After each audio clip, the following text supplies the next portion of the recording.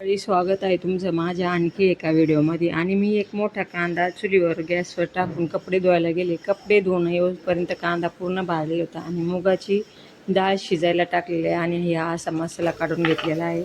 मसाला तव्यावर छान भाजून घेतला आणि मीठ आणि आता कोथिंबीर घालून, किती मोठी कोथिंबीर घातलेली आहे वाटायला पण मी. आणि हे सगळं मी आता मिश्रण बारीक वाटून घेणार आहे. तर आपण आज बनवणार आहोत रामगिरी महाराजांच्या सप्त्यामध्ये जी आमटी भेटते ना, ती आमटी आपण घरच्या घरी कशी बनवणार आहोत तर ते बघूया. कारण ती तिचं सप्त्याचं वैशिष्ट्यच आहे की ती आमटी खूप छान लागते. तर पहिले कांद्याचा जो मसाला बारीक केला होता तो मी परतू छान तेलामध्ये घेतलेला आहे 2 मिनटं. आणि मग त्यामध्ये थोडीशी हळद घालून घेतली आहे. हळद घातली का मग कलर पण चांगला येतो फोडणीला, म्हणून मग मी हा फोडणीतच हळद घातलेली आहे. कुणी कुणी मसाल्यामध्ये पण वाटून घेतं, पण मी फोडणीतच घालते. आणि हळद टाकल्यानंतर थोडंसे लाल तिखट टाकलेलं, कारण आम्ही जास्त लाल खात नाही.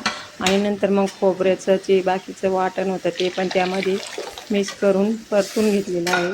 आणि आता आपल्याला पाहिजे तेवढं पाणी मी टाकणार आहे. याच्यासोबत बाजरीची भाकरी खूप छान लागते, पण आता सध्या बाजरीची भाकरी नसल्यामुळे पोळीसोबतच मला ही आमटी बनायची आहे.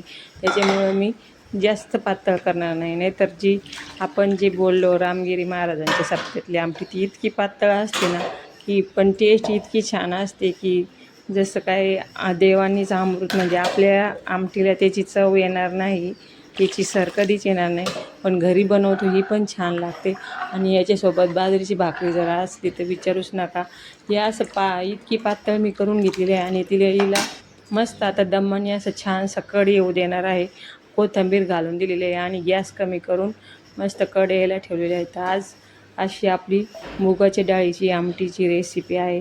चला तर मग व्हिडिओ आवडल्यास सबस्क्राईब करा आणि शेवटपर्यंत व्हिडिओ बघितल्याबद्दल धन्यवाद. असा होता आजचा माझा ब्लॉग.